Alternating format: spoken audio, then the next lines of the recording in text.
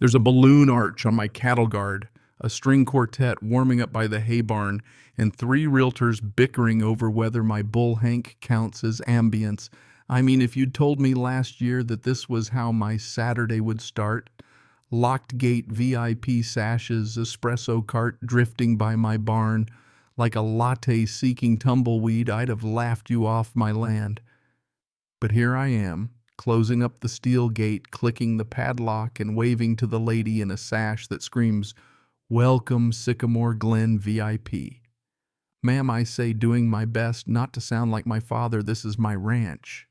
She beams at me with that particular confidence you only get from never having moved a fence post in your life. "Sweetie, I reserved it," she tells me, her voice so syrupy and smug I swear my teeth ache. Let me back up a sec. My name's Eli Calder. I'm the quiet type. I love exactly two things: my land and being left alone about it. My ranch sits just past Sycamore Glen, a HOA development that sprung up where jackrabbits used to hold town meetings. Their president is Beverly Klein, helmet hair clipboard, a voice like a leaf blower you can't turn off. 6 in the morning, Beverly decided my acreage was some kind of underutilized community asset. I decided to mind my own business and hoped she'd do the same. Yeah, that didn't last. Because as soon as Sycamore Glen's summer showcase rolled into town, suddenly I had brokers' drones and a rental espresso cart rolling toward my barn like a cloud of realtor-flavored dust. A week before all this, Beverly had started her campaign of soft enforcement. Notes rubber-banded to my mailbox. Per HOA colors, barbed wire must be earth tones stacked up like junk mail. Emails I never asked for popped up at midnight.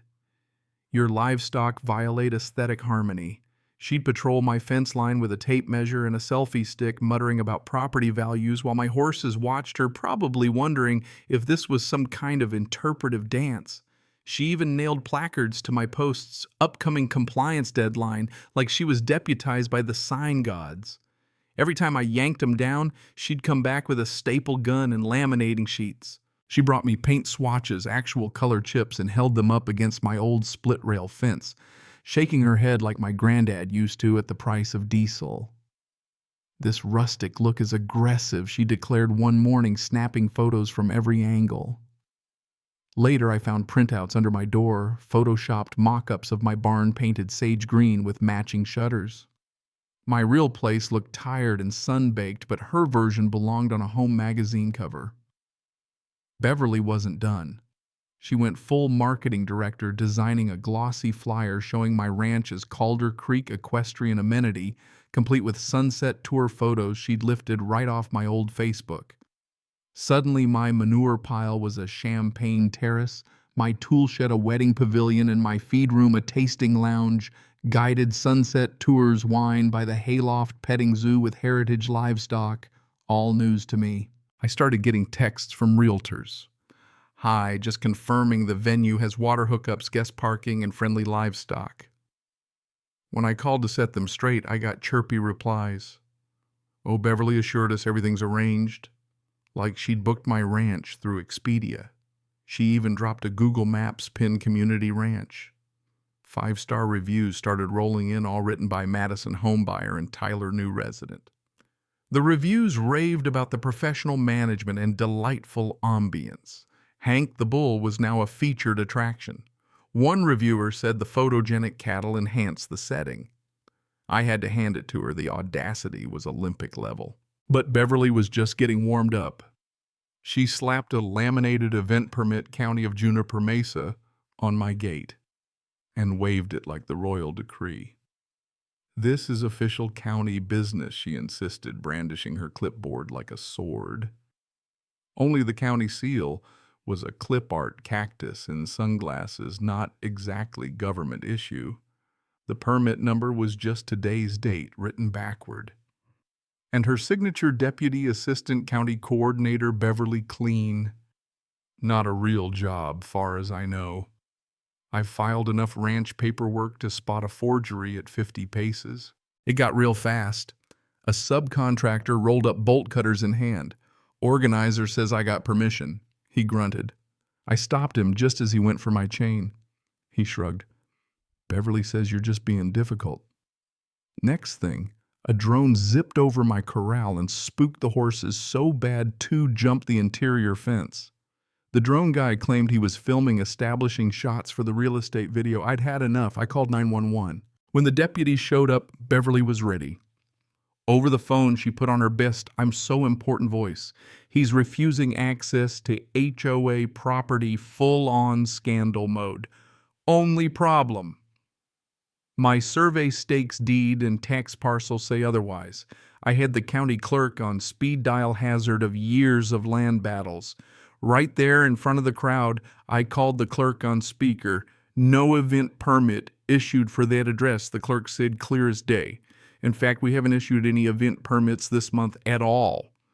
The deputy turned to Beverly, asked, "Ma'am, did you sign this as Deputy Assistant County Coordinator?"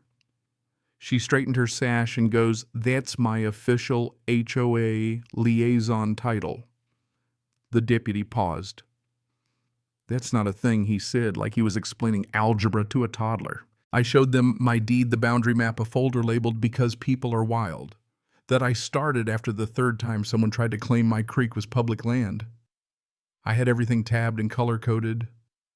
The sergeant called the real county office. He looked at his notepad, eyebrows up.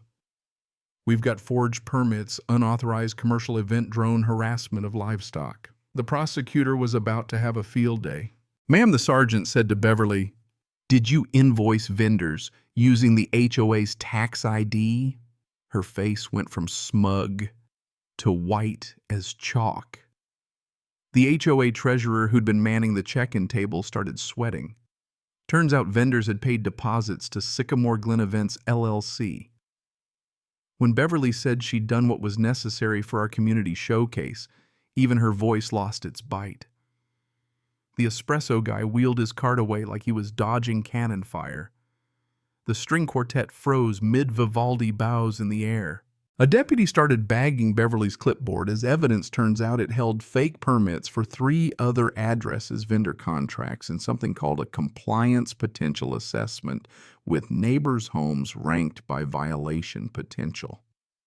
The treasurer was on the phone with the HOA lawyer, who kept saying things like liability and criminal exposure loud enough for everyone to hear. The Realtors began drifting away from the refreshment table, acting like the lemonade was radioactive. I clicked the padlock shut, felt good. The VIP caravan of SUVs with magnetic realty signs turned the narrow ranch road into a parade of honking, panicked suburbanites.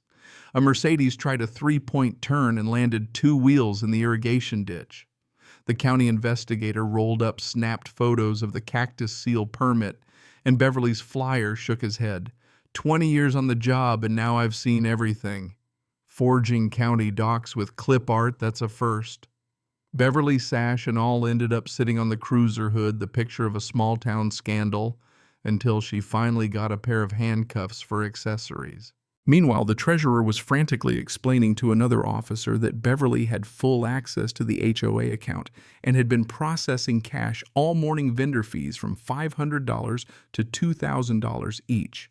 The drone guy got cited for harassment. Vendors started demanding refunds. Beverly kept muttering, "The HOA will handle it," but the treasurer shook his head so hard I thought it might fall off. The deputies asked me if I wanted to press charges. I nodded, "Cool as you please." "Every single charge you can file," I said. "Trespass, forgery, harassment, fraud, the works."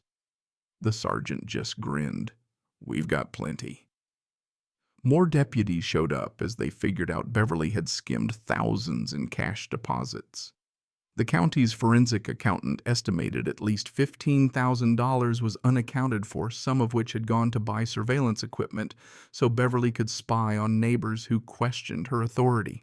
The other board members were huddled together like they'd been caught in a hailstorm.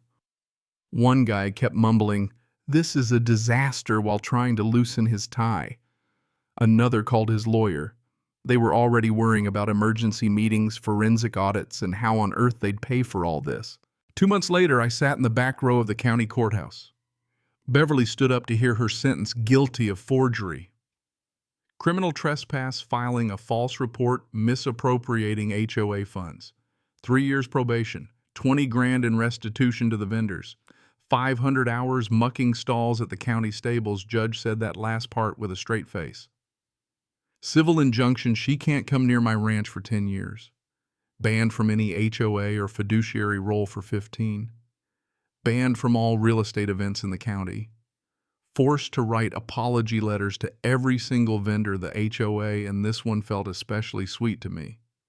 She had to pay back every dime plus fines and legal fees. Total came to $43,000. You could actually hear her composure snap. She made a sound like a balloon letting out air, grabbed the table and whispered, "But I was helping the community." Court reporter asked her to speak up. She couldn't.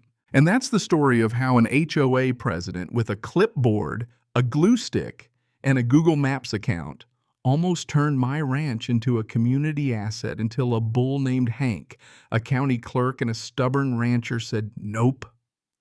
Sometimes the system actually works. Sometimes just locking your gate and standing your ground is enough to keep the wolves, well, the realtors, at bay. Now let me ask you, where do you draw the line between community spirit and flat-out stealing someone's life? Have you ever tangled with an HOA or seen power go to somebody's head? Drop your story down below. And hey, if you think justice was served, or if you've got your own wild HOA saga hit share, drop a comment and let's hear where you stand. Because sometimes the only way to keep your land yours is to keep your boots muddy and your paperwork ready.